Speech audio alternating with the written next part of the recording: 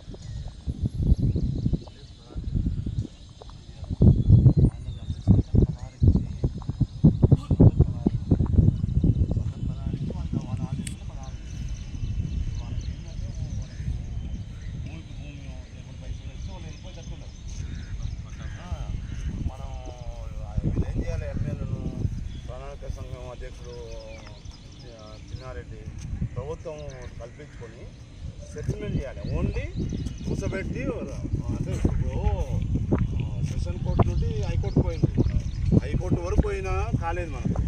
కాబట్టి ఇప్పుడు ఓకే రాజీ ద్వారానే చేస్తే మంచిదని పబ్లిక్ అభిప్రాయం. అదే మనం పబ్లిక్లో పెట్టాలి, అంత తప్ప వేరే లేదు. ఇది సంత మన ఈ పబ్లిక్ కావాలంతే.